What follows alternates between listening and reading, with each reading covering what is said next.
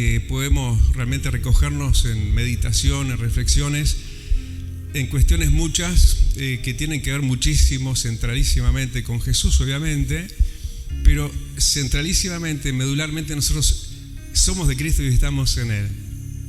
Así que se transcriben algunas cosas de Él hacia nosotros, en ese no entiendo y por qué esto, por qué aquello, cuando esa ambigüedad en contra del razonamiento humano se encuentra primeramente en Él. Y si lo encontramos en Él es porque por ahí se nos va a pegar a nosotros también.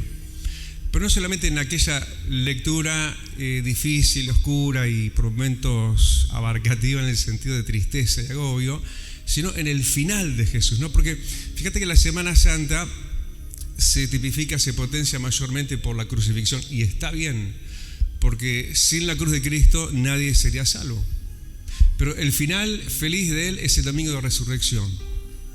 O sea, en Él tenemos transcrito para nosotros también no solo el proceso, sino el final. El final glorioso que tenemos que traspasarlo, ¿sí?, a través de ese proceso que nos cuesta tanto. Pero no te preocupes, al Señor le costó tanto también. No solamente lágrimas, vos sabés que Jesús lloró más de una vez, ¿no? Lloró sobre Jerusalén, lloró sobre la tumba de Lázaro. Capaz que llora sobre nosotros también muchas veces, ¿no? En esas veces que a veces no, le resistimos. ¿Cuántas veces quise atraerlos a mí? Le dijo a Jerusalén como la gallina a sus polluelos, no quisiste. Y ahí el Señor lagrimeando. O quizás algún amigo de Él. Lázaro era un amigo de Él que murió, pero el Señor no, diríamos, no se distanció.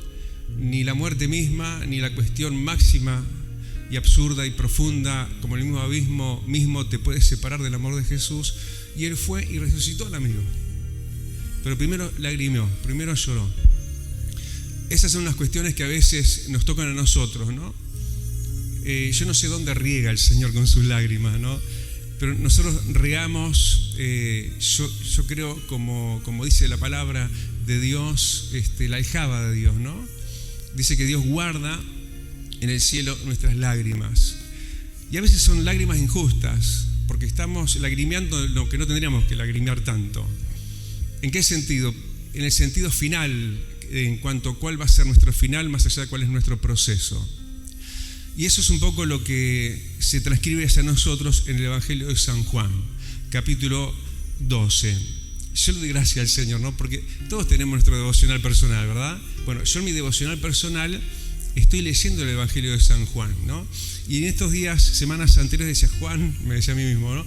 Tenés que ponerte a tono, ya viene Semana Santa, ya vino, y tendrías que irte a pasajes que tengan que ver con Semana Santa. ¿Qué te cuento? Que en mi devocional personal, Evangelio de San Juan, en esa secuencia de lector, ¿sí?, y más que leer, escudriñar las Escrituras, en ese paso, bastante lento en mi caso, porque no es por lo mucho que uno abarque en extensión de lectura, eso te lo conté un poquito de mí la semana pasada, sino en la intensidad, en la intención interpretativa que podamos lograr, no solamente en la oración, que le decimos, Señor, ayúdame a entender la palabra, sino en la intención nuestra, en la atención nuestra, ¿sí?, con todos nuestros sentidos para aprender. Entonces, eso se fue en los tiempos que tenía en Dios que irse. Y bueno, llega la Semana Santa y yo con mi decisión de estar leyendo el Evangelio de San Juan, que no fue tanto mío, siempre le pido al Señor que me guíe en qué libro después de terminar el que estaba leyendo sigo, de repente me encuentro Semana Santa y justo, ¿no?, el proceso del Señor hacia la cruz. Ahí, en esa cronología coincidente con Dios. Coincidimos con Él. Cuando están peor las cosas, a veces en nuestra baja lectura terrenal, es cuando tendríamos que nosotros no lagrimear tanto, sino agradecerle al Señor, porque es para cuando Dios nos está preparando en ese antes doloroso, te está preparando para tu resurrección, para tu levantamiento final y de gloria. Claro, uno podría decir, pero Jesús estaba ya en gloria, ¿no? Claro, porque no es toda una cuestión telúrica de angustias y tristezas, ¿sí? Muchas son las aflicciones del justo, pero de todo Dios la libertad, pero no todo es aflicción. Y lo de Jesús hasta este momento no era aflicción, sí, pero lo que vendría sería mejor. Yo no sé tanto, poco o nada estás conforme con tu realidad actual, pero por buena que sea, no te aferres a tu actual, valga la redundancia, porque lo que viene está mejor. La vida de Jesús estaba genial. Era Jesús, con todo lo buenísimo y bondadosísimo que Él es, y todas las cuestiones milagrosas que Él estaba haciendo. Entonces uno dice, ¿qué más se puede pedir? Y decirte, pero hay más. Y siempre había más, y había un escalón más para Jesús. Tanto que si bien la vida de Él no era chatura, como muchas veces nos toca vivir a nosotros, hasta ese momento las tuvo, sí, igual. ¿Cuándo qué? Versículo 23 de San Juan 12. Cuando Él dice, ¿sí? Dijo Jesús, versículo 23, ha llegado la hora para que el Hijo del Hombre sea glorificado. Pero vos ya está bien. Pero Él está anticipando que vendría un momento de mayor excelencia. Ya te lo dije, te lo repito, por bien que estés, hay más que esperar de Dios. Por peor que estés, no lagrimes y no te entristezcas, porque justamente lo que le habría de venir al Señor venía a socavarlo un momento de abismo, un momento donde quizás hasta lo bueno le sería quitado. Bueno, sabemos que sí, ¿no? Porque hasta sus cercanos fueron quitados, sus discípulos. Chau, si te he visto no me acuerdo. Y de repente Jesús, más allá de eso, pero con ese triste decoro de eso, Él habría de vivir un proceso más allá que solamente del entorno suyo inmediato, sino propiamente de Él. ¿Para qué? Ya te lo dijo el Señor, ¿sí? ¿Por qué y para qué? Porque había llegado la hora de que Él fuese glorificado. Que la gloria máxima, sin excepción, de lo que vos puedas alcanzar a imaginar, Dios no se limita a eso. Esa gloria que Dios, cosas realmente hermosas que Dios también ha preparado para ti y para mí. En este momento el Señor te lo dice en su cuenta reloj del cielo: la hora ha llegado. La hora ha llegado de que de mi disfunción, de mi partida de función. No. La hora de que el Señor exprese en vos lo máximo que Él pensó para vos, que no es el que hasta ahora sos y tenés. Y Él mismo, como prototipo de nosotros, esto no es simplemente Jesús, esto es tuyo, te lo mando para vos y yo acá del otro lado. No. Así como a Él le pasó, nos pasa a nosotros. Ustedes se acuerdan en el libro de Isaías, donde dice: porque vuestros caminos no son mis caminos. Así como están más altos los cielos de la tierra, así están mis caminos de los de ustedes. Bueno, nosotros antes íbamos en el ancho y espacioso camino de perdición del mundo y de nosotros mismos. Pero ahora hemos sido transportados a los caminos de Dios, al camino de Dios. Jesús dijo: yo soy el camino. Así, ya no andás en tu camino, andás en el camino de Jesús. Así como a Él, así también a nosotros. ¿Para qué y por qué, pastor, me está pasando todo lo que me está pasando? Guau, ¿no? ¿Por qué? Bueno, porque es el proceso para el Señor. Parece que hiciste malas cosas, las cuentas, ¿no? Porque es como que dio vuelta al mundo, ¿no? De cabeza. ¿Cómo que viene la hora de gloria y al Señor le viene un momento de sucumbir? No, ya sé, estás hablando, pastor, del Calvario. No estoy hablando del Calvario todavía.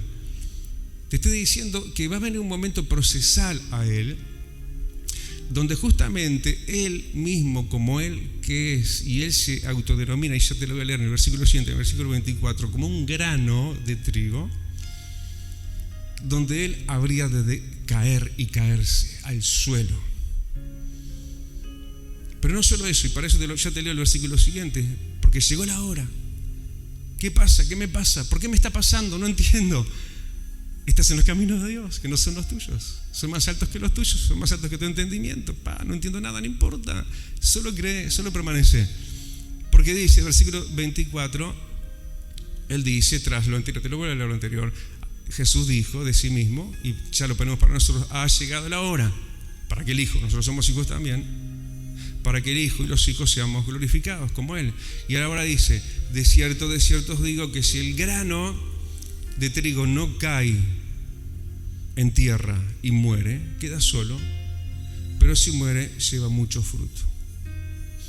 Primera cosa que me da el ego para arriba, por lo menos el ego no, el ánimo, ¿no? Y me levanta. Así que, está bien, hasta ahí voy coincidiendo contigo. Soy algo chiquito, Señor, un grano, pero un grano de trigo. Fíjate que en la parábola del sembrador no dice qué grano estaba sembrando el sembrador, o sí, no dice. Pero es concluyente pensar que esa parábola que está hablando de la palabra sembrada es trigo, porque después habla del diablo, sí, que siembra cizaña. Bueno, cizaña y trigo son dos cosas paralelas que van juntas, pero son paralelas, nunca se juntan. Y nosotros, yo no sé qué clase de yerba, o de grano eras vos, yo sé lo que era yo. Pero de esa maleza espantosa, espinosa, venenosa que era yo, el Señor me cambió a trigo, igual que a vos. ¿Por qué a trigo? Si la parábola no está hablando de gente, está hablando de palabra de Dios. Entonces sí, somos algo pequeñito, es verdad, chiquitito como una semilla una semilla, un grano cualquiera, pero somos trigo, que es tipo de la palabra de Dios. ¿Por qué? Primero, déjame decirte esto, la palabra de Dios es vida. Y la palabra de Dios no solo la escuchaste, la recibiste, ¿sí? Y se encarnó en ti. Entonces, ahora, ay, Jesús, sí, tenés razón, soy como vos. Soy un grano de trigo. Soy un grano de palabra viva de Dios. Estoy lleno de vida. Estoy lleno de vida. Genial. Eso es lo que soy en esencia. Gritátelo a vos mismo, que se te meta por los poros y que se te meta por los dos oídos, el natural y el espiritual. Sos palabra de Dios encarnada, en el sentido que la palabra de Dios se te metió adentro. Y decime si no, es algo que habita dentro tuyo y vos mismo sos eso. Vos mismo eras lo que antes eras y yo también, pero ahora somos lo que no podemos evitar ser. Dice que el diablo no nos puede tocar a nosotros porque la simiente, la semilla de Dios permanece en nosotros. El diablo no puede ir contra la palabra se encarnó en nosotros. Y nosotros tenemos grandes aspiraciones. Entonces no era simplemente hasta dónde llegué en la tratativa de esta vida hasta hoy, sino aquello de gloria y glorificado por Dios mismo según su plan más perfecto que el nuestro, según la vida que habita en nosotros. Granos de trigo. ¿Qué es un grano de trigo? Es un grano de trigo nada más. Vos metes un grano de trigo. Creo que Eduardo estuvo hablando en el viaje el otro día, no sé si fue de silos. Sí, lo está bien. Entonces habló de grano. Y vos metes un grano de trigo en un silo, que es un depósito, y vos podés dejarlo ahí años, siglos. Es más, han encontrado silos muy antiguos, y ahí están los granitos de trigo. No dejan de ser eso, un granito de trigo, a no ser que el grano de trigo caiga. Ay, Dios, ¿por qué esta disminución? ¿Por qué esta caída vertiginosa? Jesús estaba rodeado de miles y de repente te dejaron solo. ¿Me va siguiendo? Disminución. Caída. Hay caídas que hay que evitar, ¿no? Esta caída no hay que evitarla. La caída de tu yo y de tu ego y de yo puedo, donde uno, cuando ya no puede más, cae a los pies de Jesús. Pues fíjate que si un grano de trigo Porque si tomás literalmente acá, y hasta un punto nada más, que el grano de trigo tiene que caer, pero si cae, no sé, en este suelo, cae y va a quedar siendo trigo, no se va a transformar, no va a ser glorificado el grano en una planta, y de un grano una panoja llena de más granos. Tiene que caer en tierra. ¿En cualquier tierra? No, en buena tierra. Entonces cuando vos y yo en ese descenso cae, descenso que a veces Dios abruptamente permite, descensos para requebrajar nuestra humanidad, para que terminemos en nuestra voluntad propia, nuestra, del libre albedrío que Dios va a respetar siempre, concluyendo nosotros: Señor, listo, no puedo más.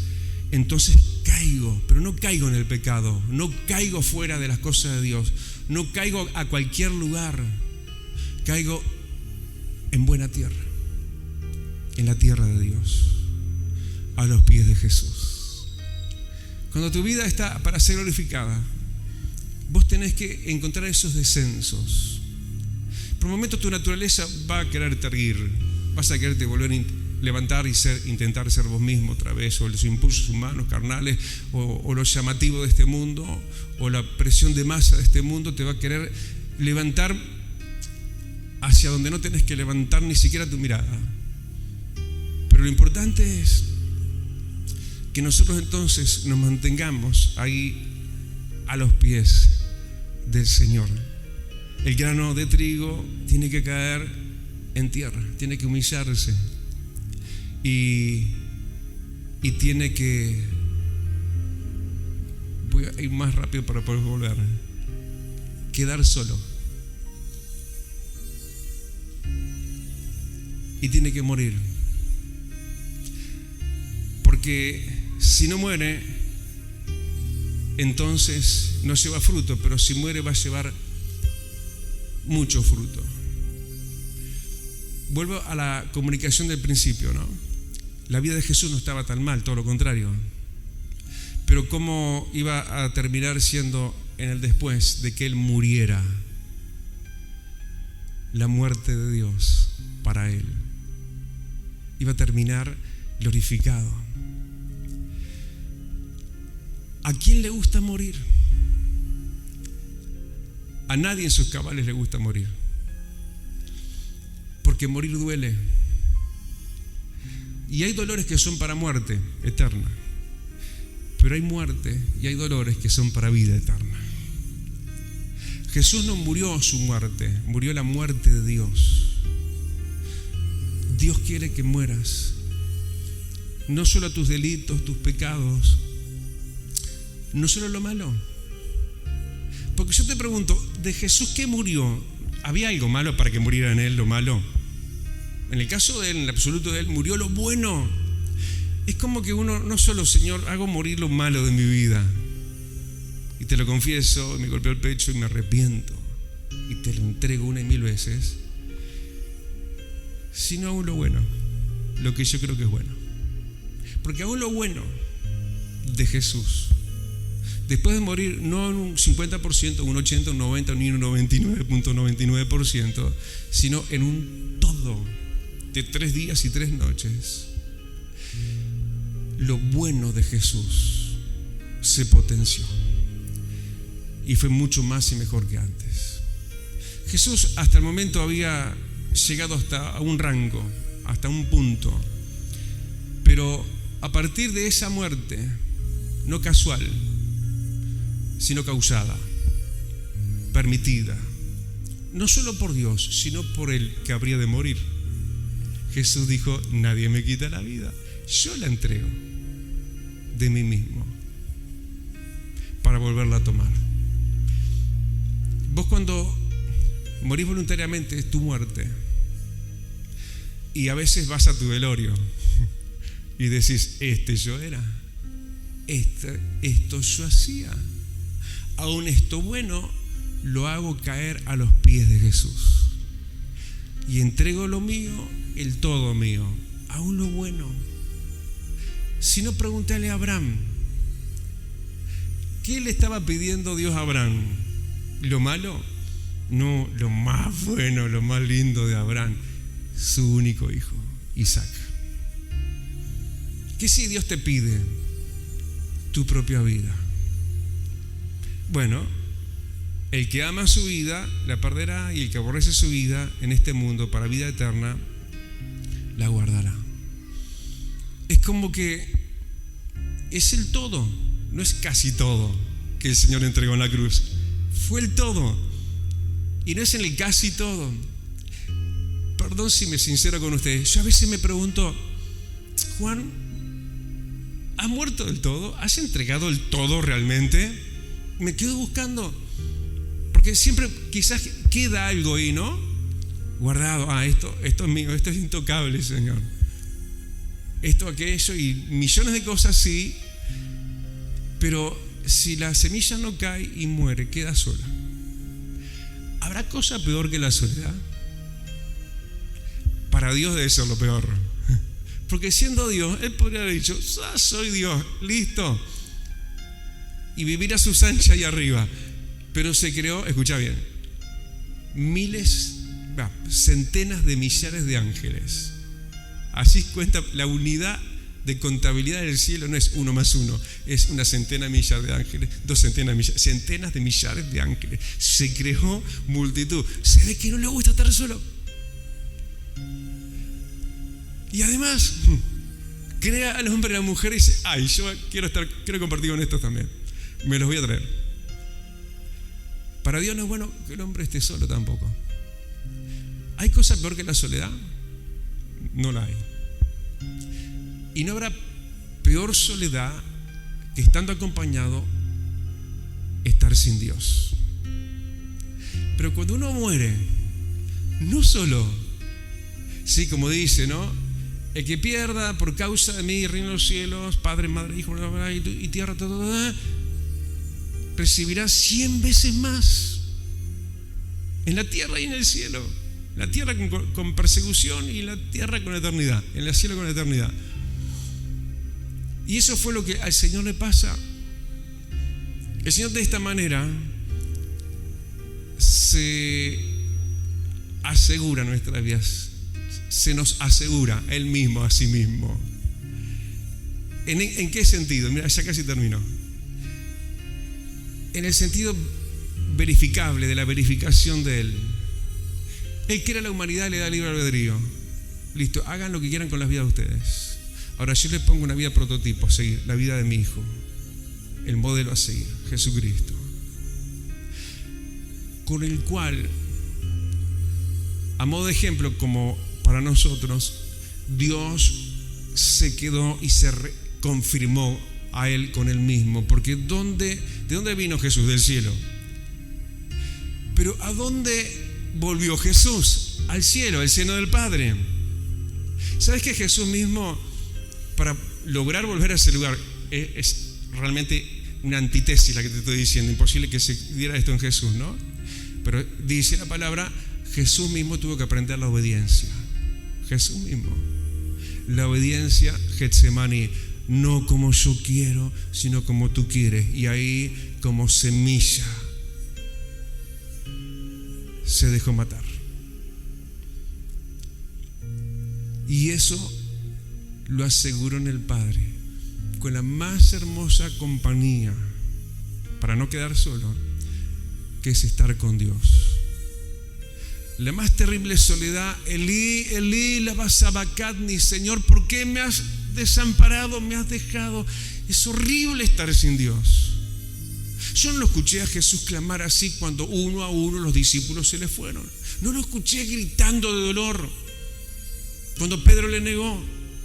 Pero esa soledad más cruel que la soledad de Dios fue la que Él se aseguró. Y entonces te digo, vale la pena morir para que seamos verificables ante el Señor y Él diga: con este sí quiero pasar la eternidad, porque ya me demostró su amor por mí más que por su propia vida. Me ama más a mí que a sus hijos, que a su esposo o a su esposa y su propia vida. Entonces el Señor te verificó, te tildó con verde, y te da esa no soledad, sino esa compañía eterna con Él en el cielo, pero en la tierra también. Y ahora sí termino con esto, porque la vida de resucitado de Jesús no fue solamente celestial. Si es el caso, fue primero terrenal. Prácticamente podemos decir una cronología. Porque antes de la ascensión de Jesús, a la vista de más de 500 testigos, el Señor se anduvo mostrando aquí en tierra. Y era el asombro. Es Jesús, se parece a Jesús, no es Jesús. Y ahora hace lo que no podía hacer antes, traspasa paredes. Y cosas maravillosas vas a lograr hacer en la tierra, en el cielo. Pero sobre todo vas a estar envuelto en los brazos de tu Padre Dios. En esa nunca más soledad, en ese grito gutural que nunca más lo vas a gritar de la más cruel de las soledades, es decir, Señor Dios, ¿dónde estás? Yo lo peor que tenía en mi soledad de mi juventud, yo acepto a Cristo a los 16 años, era la soledad del vacío interior. Era muy ahuecante eso, muy taladrante e insoportable. Pero no hay cosa que llene más que la presencia de Dios. Aunque todo lo demás se vacíe, si está Dios, vas a estar completo. Y si estás Dios, vuelvo a repetirte, vas a estar completo. Porque eso fue lo que le pasó a Jesús. Todo se potenció. Él terrenalmente tenía 12 discípulos. ¿Cuántos más discípulos somos ahora de Jesús? ¿Cuánto más se potenció la vida del Señor? Por un simple hecho muy esquivo para nosotros, el morir. El que como grano de trigo, dejarnos caer, ir a los pies de Cristo y morir bien muertos del todo.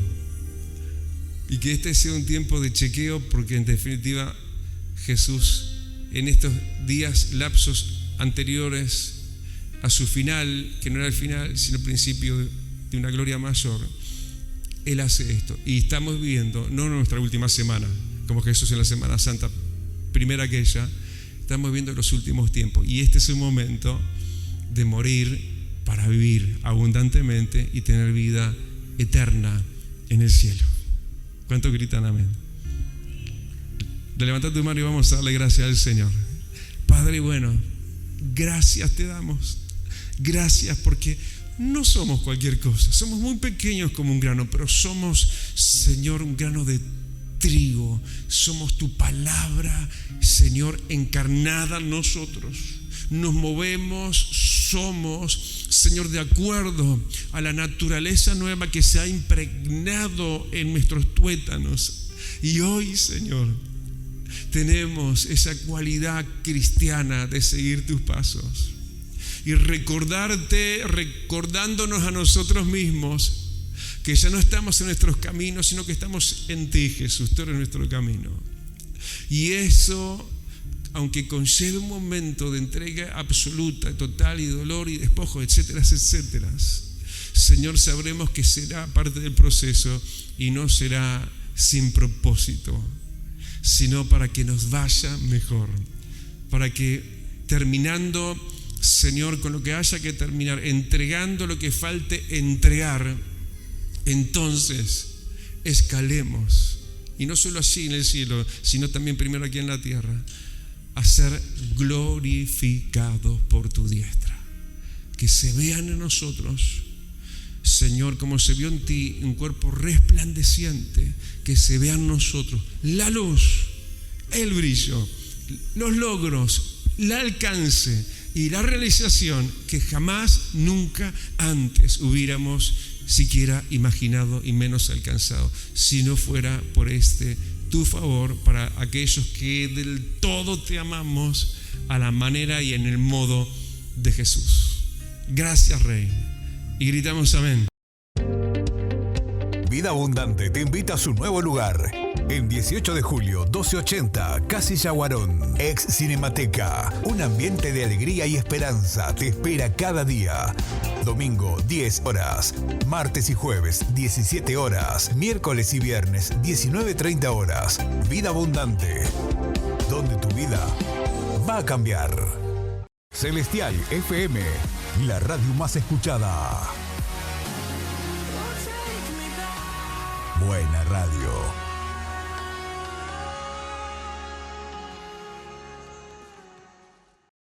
Ahora podés descargar de Play Store la aplicación de Celestial FM 90.7.